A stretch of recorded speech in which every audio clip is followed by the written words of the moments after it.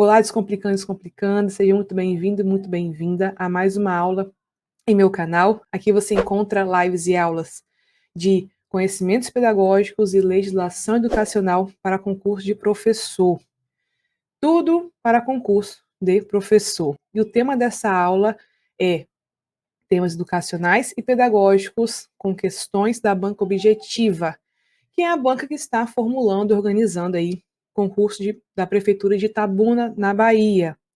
Mas se você está estudando para outro edital, para outra prova, fica tranquilo que essa ela vai te ajudar, tá bom? Fica comigo até o final do vídeo, que vamos falar sobre concepções didático-pedagógicas da educação, vamos falar de TICs, vamos falar de avaliação, vamos falar de vários assuntos comuns aí a vários cargos de professor, tá? Deixa seu like, se inscreve no canal, isso é importante para que você possa sempre receber conteúdos novos aqui e aprender com a gente, tá bom?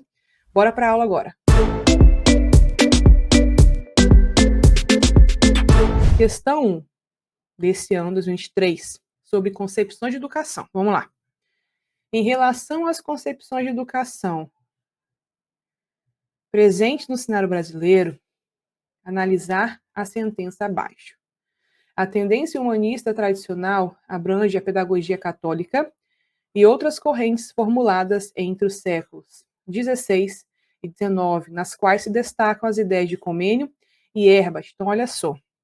A questão é para a gente analisar, então, três partes do texto e ver o que está correto, porque a gente vai marcar somente a sentença que está correta. Então, vamos lá. A tendência humanista, Saviani vai dizer que a tendência humanista está relacionada à tendência pedagógica tradicional. Então, a concepção de educação tradicional. Quem é Comênio? Foi considerado o pai da didática. E Herbart, o pai da pedagogia tradicional.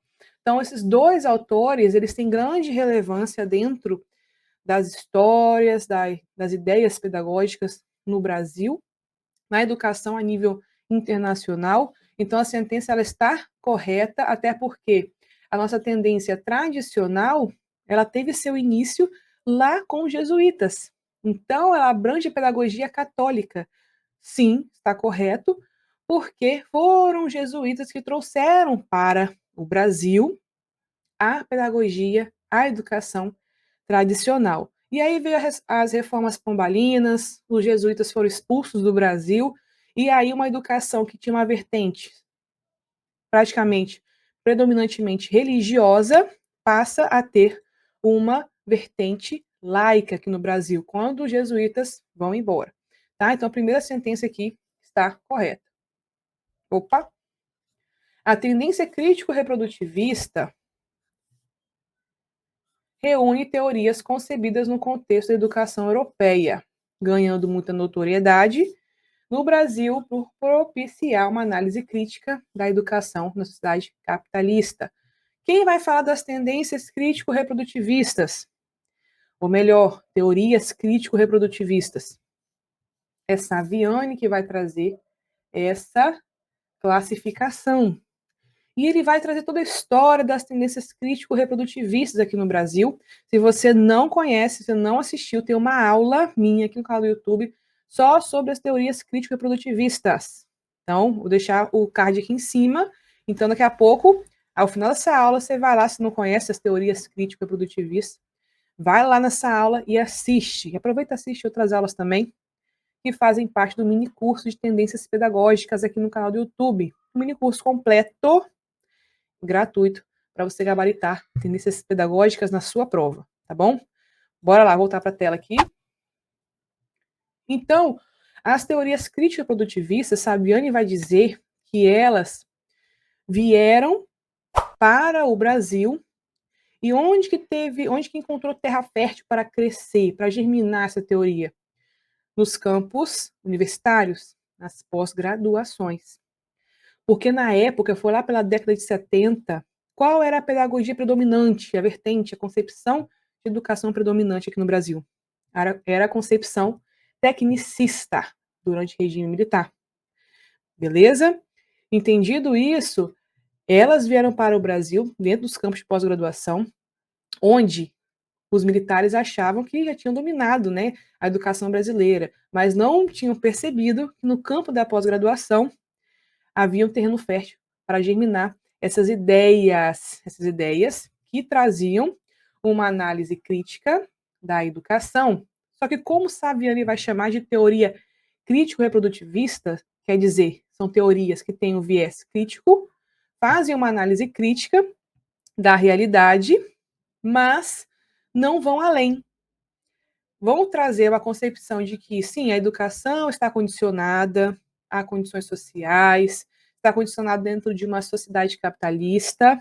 Então, a escola reproduz desigualdade social, mas a desigualdade é grande, o poder da classe dominante é maior do que da classe dominada, portanto, não dá para lutar, não dá para ter uma luta de classe dentro da educação, não tem como mudar a situação.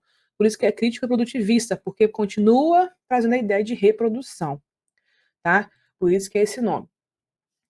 E realmente, né, traz uma análise crítica da sociedade capitalista. E elas vão também inspirar algumas pedagogias progressistas, tá? Então, elas foram importantes nesse contexto, correto. Agora, a terceira sentença. A tendência dialética surge na segunda metade do século XIX na Europa e depois no Brasil, depois nos Estados Unidos, com de Crowley, inspirando os centros de interesse e atinge seu apogeu na década de 60. Vamos lá. Primeiro, este autor aqui inspirou, na verdade, os ideais do movimento da Escola Nova. Então, aqui você já vê que tem nada a ver com a perspectiva dialética. A perspectiva dialética tem a ver com uma pedagogia progressista, uma pedagogia crítica, porque vai partir do materialismo dialético de Karl Marx. Beleza? Então, nada tem a ver com a concepção dialética, mas sim com uma concepção liberal da educação relacionada ao movimento da Escola Nova. Escola Nova está dentro das tendências do quê? Renovadas. Sobretudo, a tendência aqui, ó. Gente, um dia minha letra vai melhorar aqui. Vou arrumar uma mesinha melhor aqui para escrever. Progressivista. Não é progressista, não, hein? Progressivista. Então, a gente tem a primeira sentença e a segunda sentença correta. A terceira está errada, gabarito, letra C. Beleza? E você que está me assistindo aqui, manda para mim aqui na descrição, nos comentários, você está falando de qual lugar do Brasil, qual edital que você está estudando? É para Itabuna, Lauro de Freitas, Bahia? Ou é da região do Maranhão, de onde você fala? Manda mensagem aqui para mim nos comentários que eu vou adorar saber de onde vocês estão, para eu trazer mais conteúdos voltados aí para o edital de vocês, de quem me assiste, tá bom? Bora lá então. Segunda questão agora. Segundo Silva, a crítica de Freire ao currículo existente está sintetizada no conceito de educação bancária. Em relação às suas características, analisar os itens abaixo. Então, está perguntando quais características? Em relação às suas características, de quê? Da educação bancária. Então, a questão está pedindo informações, aspectos que tenham a ver com a educação bancária de Paulo Freire. Qual é a educação bancária de Paulo Freire? É a pedagogia, é a educação tradicional. Por que ele fala de educação bancária? Porque para Freire, educação bancária, ele vai definir educação bancária como o ato de depositar, em que os educandos são os depositários e o educador o depositante. Portanto, na concepção bancária da educação, o saber é uma doação, uma transmissão de conhecimento, em que os alunos recebem o depósito do conhecimento. Então, não há reflexão, não há criatividade, não há transformação, não há saber na educação bancária. Educação tradicional, que tem somente o aluno e ele recebe todo o conhecimento que é depositado pelo professor, tá bom? Então, vamos ver, então, as sentenças agora. Expressa uma visão epistemológica que concebe o conhecimento como sendo constituído de informações, de fatos a serem simplesmente transferidos do professor para o aluno, correto? Essa aí é a concepção por trás da educação bancária. Vamos ver a segunda aqui. Nessa concepção, o conhecimento é algo que existe fora e independentemente das pessoas envolvidas no ato pedagógico. Tem a ver com o conceito de educação bancária, sim, correto. O ato de conhecer não é um ato isolado. Conhecer envolve intercomunicação e intersubjetividade. Essa intercomunicação é mediada pelos objetos a serem conhecidos. Errado, porque, na verdade, essa aqui é a concepção da pedagogia libertadora de Freire. E, gente, a gente quer saber aqui. Peraí, libertar. Acabei de botar liberdade aqui. E a gente queria saber nessa questão aspectos libertador. Aspectos referentes à educação bancária. Então, somente a primeira e a segunda sentença, gabarito letra A, ok? Vamos para a terceira questão agora. Assinalar a alternativa que preenche a lacuna abaixo corretamente. É uma questão que pede conhecimento sobre concepções e tendências pedagógicas. No pressuposto da neutralidade científica e inspirada nos princípios de racionalidade, eficiência e produtividade, a pedagogia advoga a reordenação do processo educativo de maneira que o torne objetivo e operacional, de modo semelhante ao que ocorre no trabalho fabril. Pretende-se a objetivação do trabalho pedagógico. Gente, qual é a concepção de educação que traz todas essas ideias aqui, ó? Qual que é? Racionalidade, eficiência e produtividade. Tornar o processo educativo objetivo e operacional. Vai trazer aí uma relação com o sistema fabril das indústrias. Objetivação do trabalho pedagógico. Pessoal, descomplicando, sem dúvida, a pedagogia tecnicista, porque é ela que vai trazer esses ideais. Ideais de eficiência e eficácia na educação, a racionalização do tempo. Para quê? Para que a criança possa aprender em curto prazo. Atividades mecânicas também, repetição. A pedagogia tecnicista, ela vem influenciada pelo sistema fabril. As fábricas que naquela época estavam que fundamentadas pelo Taylorismo, Fordismo, e sofreu influência aqui no Brasil por conta dos acordos comerciais com os Estados Unidos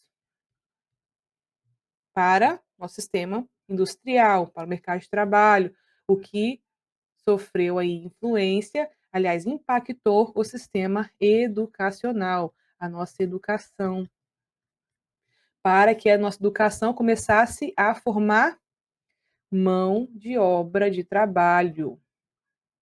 Para onde? Para o sistema fabril, para as indústrias que estavam sendo abertas aqui no Brasil, né? Com o lema de desenvolvimento. Nosso governo, na época, regido pelo regime militar, tinha um foco no desenvolvimento rápido e progresso da nossa nação. E aí isso impactou também no contexto educacional, tá bom? Então, gabarito aí, letra C dessa questão. 4. Considerando-se as teorias educacionais, de acordo com Camilo e Medeiros, assinalar a alternativa que preenche a lacuna abaixo corretamente. A mediação, conceito central de sua obra, aqui já dá a resposta à questão. Nem vem, tá fácil. É a intervenção de um elemento intermediário em uma relação. Logo, para o autor, existem dois elementos mediadores, os instrumentos e os signos. Ambos oferecem suporte para a ação do homem no mundo. Qual é o autor? Né, aqui temos autores da psicologia da educação.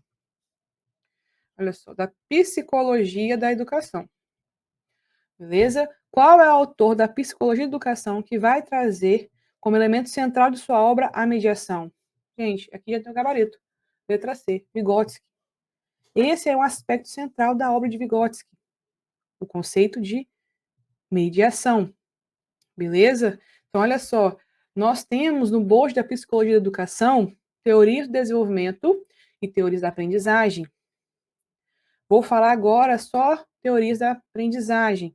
Olha só, Vygotsky está aqui, ó, cognitivismo, junto com Piaget, Brunner, Ausubel, Gardner. Beleza? O cognitivismo traz ideias do interacionismo, que vai considerar tanto os aspectos biológicos quanto externos, considerando que é uma relação recíproca entre o indivíduo e o meio. Então, para Vygotsky, traduzindo aqui, para ele é importante tanto o aspecto biológico como o aspecto social para o desenvolvimento humano. Piaget também vai considerar os dois aspectos. A diferença é que Piaget vai trazer uma ênfase maior ao aspecto biológico, da maturação. E Vygotsky vai trazer um aspecto mais relevante aí, que é o aspecto social, com esse conceito de mediação, em que para que o indivíduo, o sujeito, no caso aqui a criança, se desenvolva e aprenda, é importante que haja o aspecto da mediação, de um par mais experiente, que pode ser tanto o adulto, no caso o professor, quanto uma outra criança que seja mais experiente, mas tem que ter um par mais experiente, tá? Esse conceito de mediação, ele está dentro também do conceito de zonas de desenvolvimento proximal. Eu acho que não sei se é agora ou é depois que a gente vai abordar. Bom, outra questão, na próxima questão que a gente vai abordar esse conceito de ZDP, tá bom? Então aqui nós temos gabarito, letra C. 5. Em conformidade com Orne, considerando-se a perspectiva de Vygotsky, marcar C para afirmativas corretas, certas, né? E E para erradas, e após assinalar a alternativa que apresenta a sequência correta. Beleza, vamos lá. O papel do professor é interferir nas zonas de desenvolvimento proximal dos alunos, provocando avanços que não ocorreriam de forma espontânea. Verdade, correto. Por quê? Olha só, agora sim aqui a imagem da ZDP. Nós temos aqui a zona de desenvolvimento proximal, nossa ZDP. Dentro da ZDP, nós temos a zona de desenvolvimento real e a zona de desenvolvimento potencial, tá? Aqui no real, é o conhecimento que o aluno já tem, já está consolidado, tá? É o que ele consegue fazer sozinho, independente. Independente, aqui, ó, sozinho.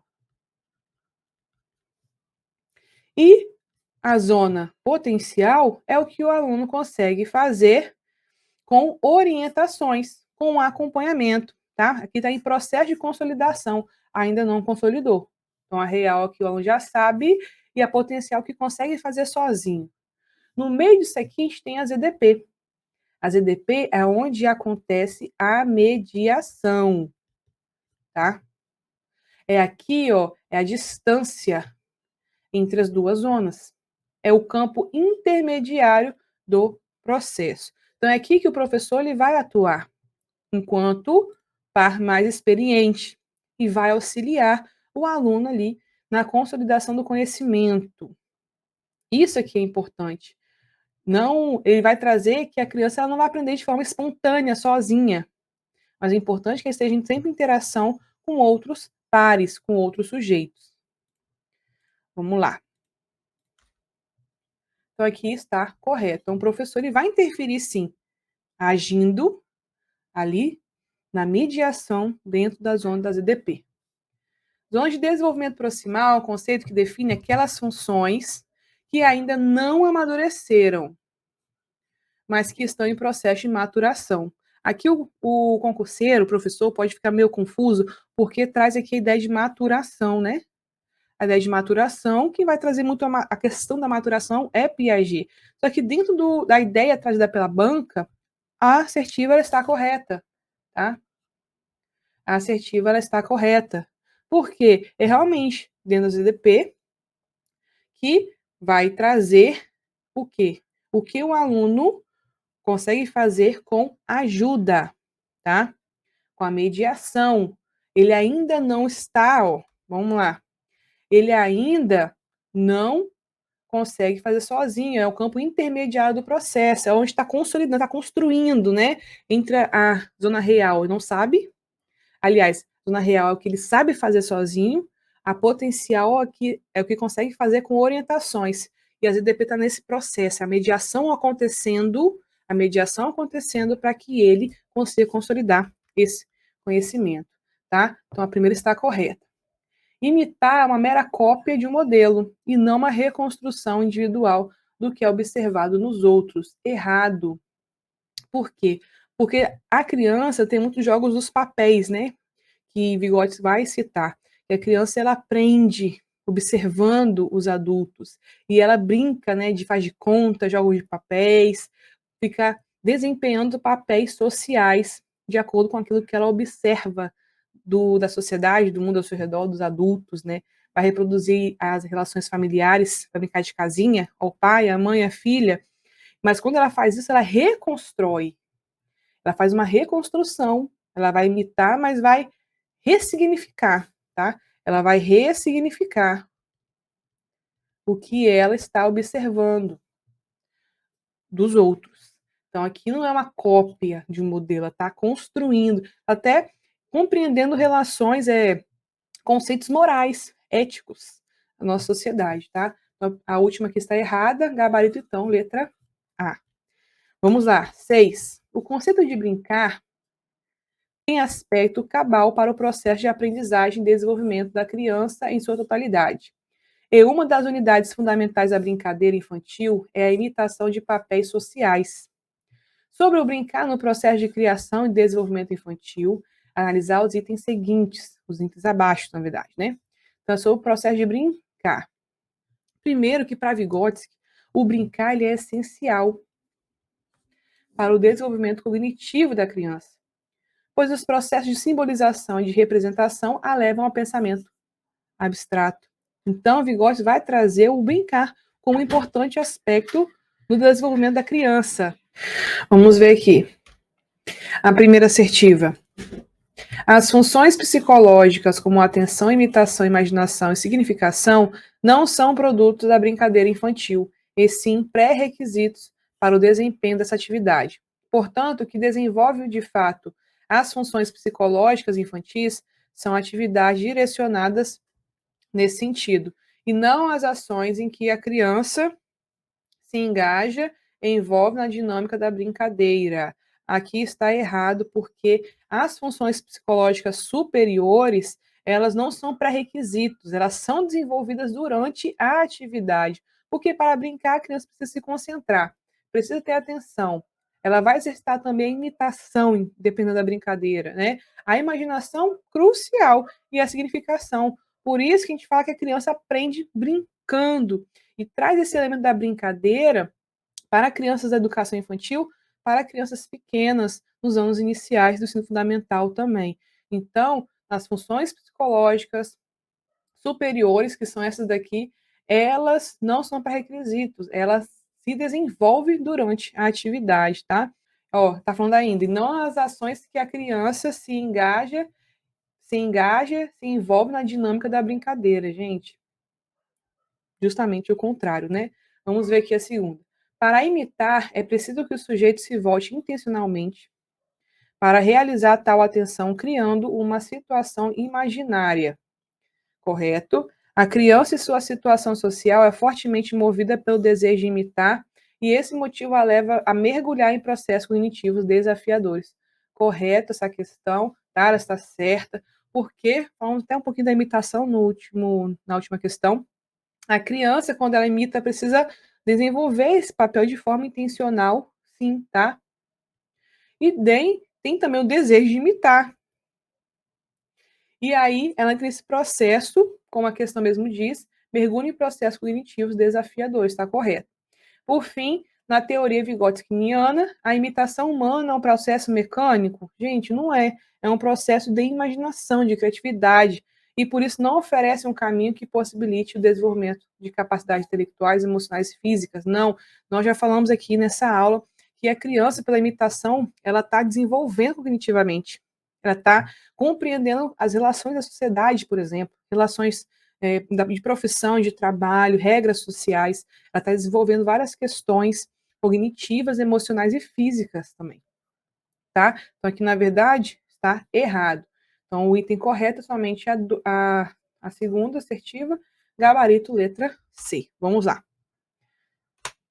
7. Segundo a teoria piagetiana, os estágios de desenvolvimento são universais, isto é, todos os seres humanos passam pelos mesmos estágios, mesmo que não necessariamente na mesma idade.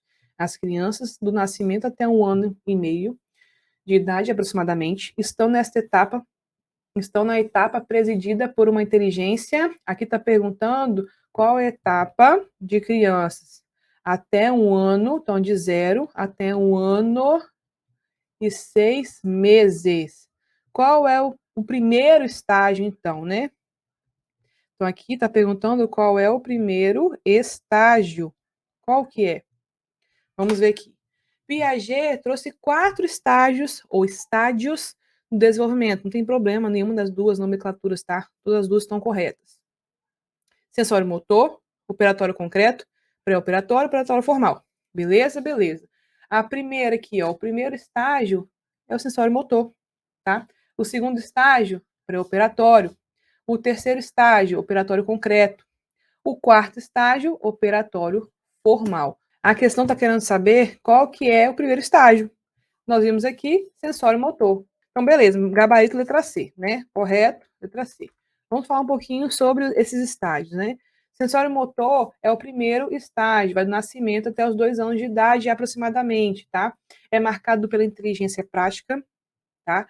Porque nessa fase a criança começa a elaborar suas primeiras organizações psicológicas, mentais, ó, no aspecto motor, perceptivo, afetivo, social, intelectual.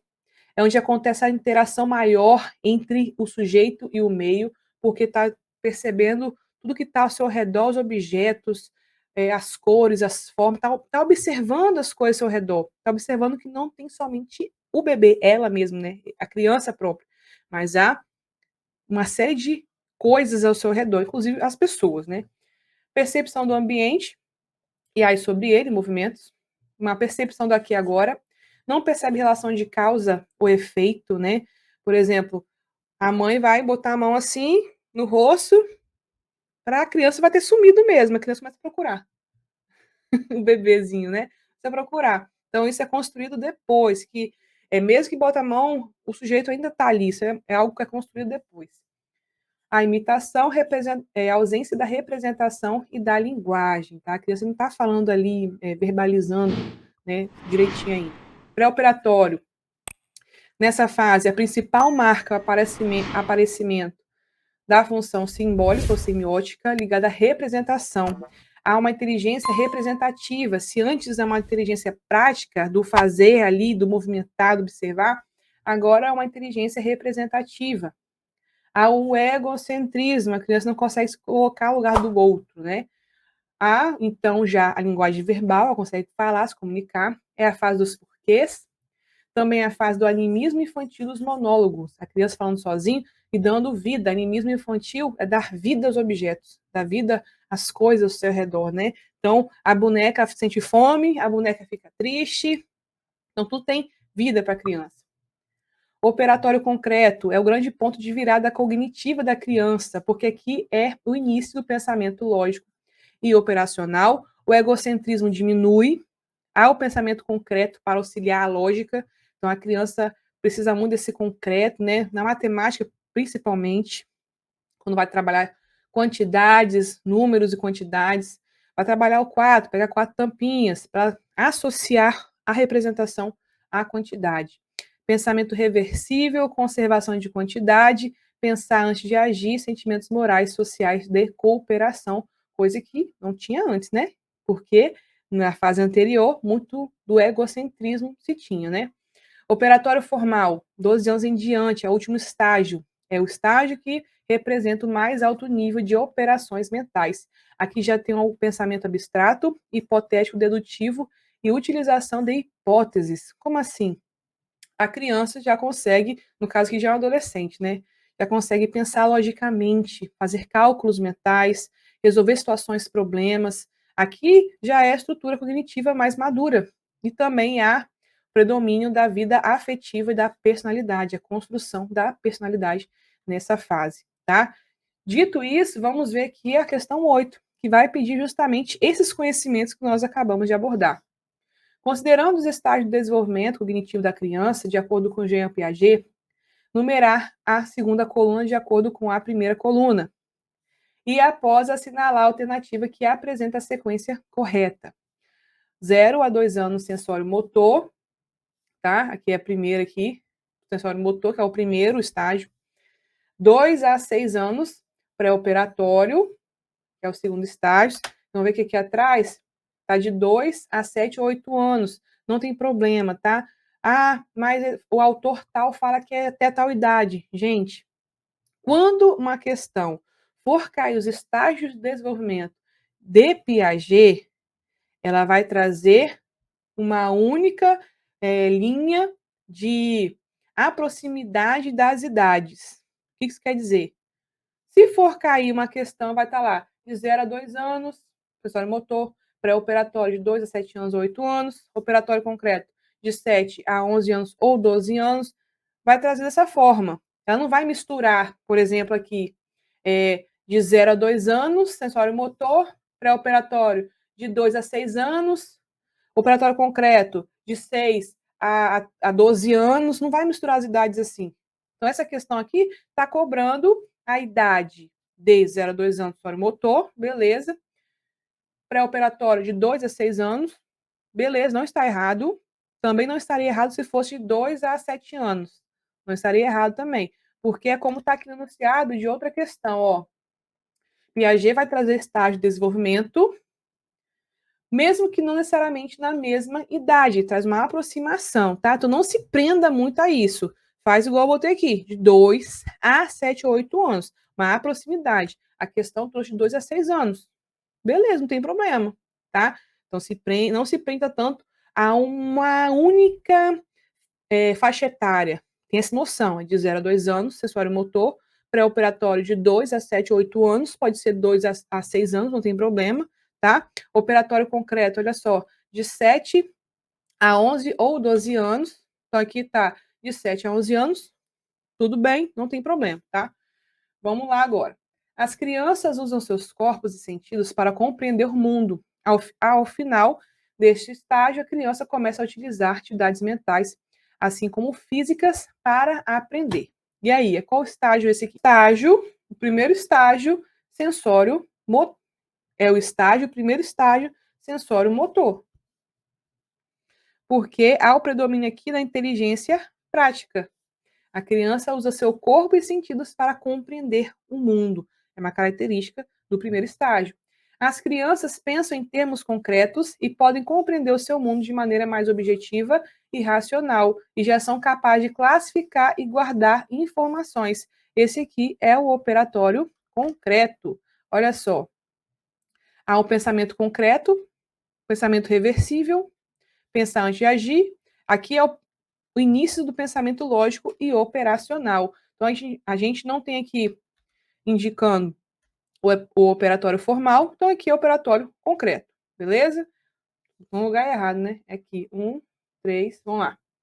As crianças se envolvem em brincadeiras, em conversas de faz de conta, o que mostra que elas são capazes de pensar simbolicamente. O seu pensamento ainda tem limitações, é egocêntrico e nem sempre é lógico, baseando-se mais na intuição e na percepção.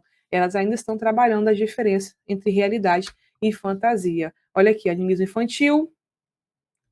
Aqui tinha outra característica também, egocentrismo.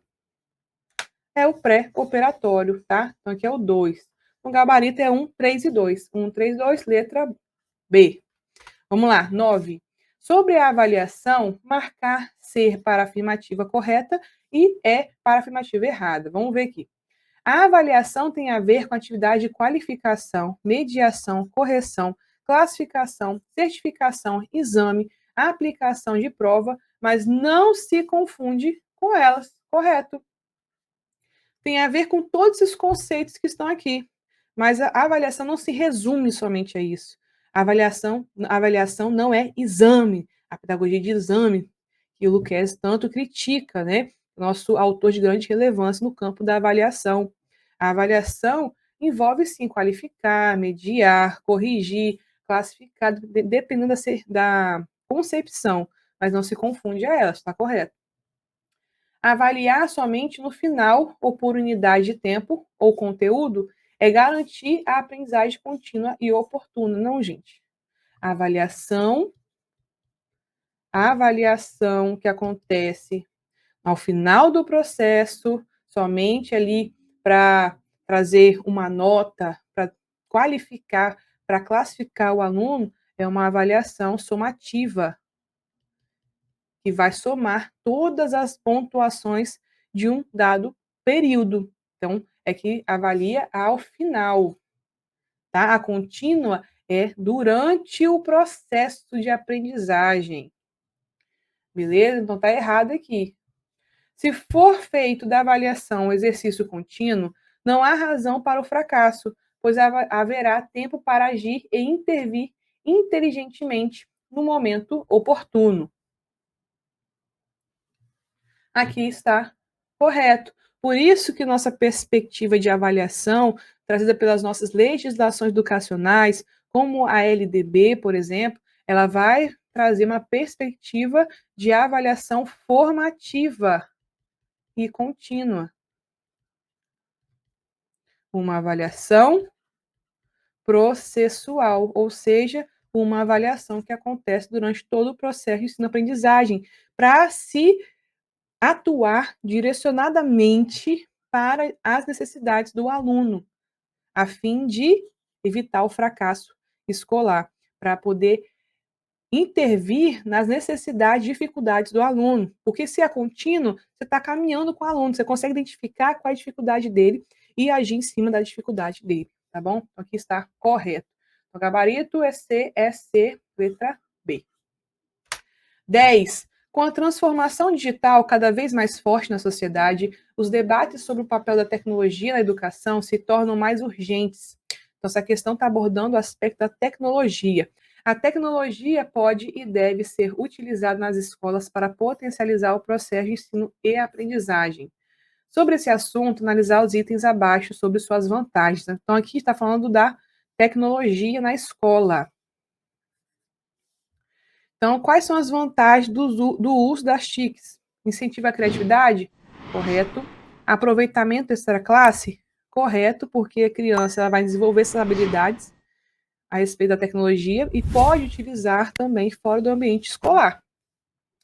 Redução de produtividade por parte dos alunos? Errado, porque o objetivo é que aumente a produtividade, o aluno se engaje mais, porque é algo que faz parte da sua realidade, do seu centro de interesse. Aulas mais interativas e dinâmicas, esse é o principal objetivo, trazer mais interatividade, mais dinamicidade às aulas para o aluno. Então, aqui a gente tem somente a primeira, a segunda e a última como corretas. Então, nós temos gabarito letra C. Mais uma de tecnologia.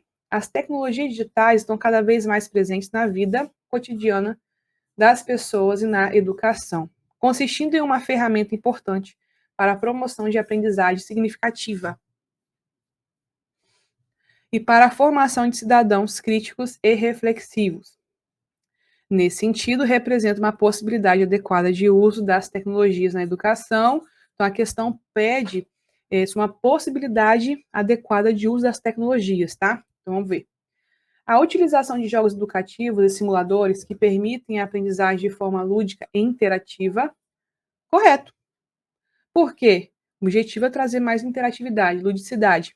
E a alternativa está trazendo exatamente isso, a utilização desses jogos e simuladores para trazer uma aprendizagem mais lúdica e interativa, gabarito letra A.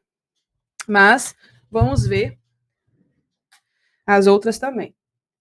A substituição total dos livros didáticos tradicionais pelos livros digitais, errado, gente. Ela não visa substituir, ultrapassar, passar por cima, enfim, descartar tudo que foi produzido até agora, não é.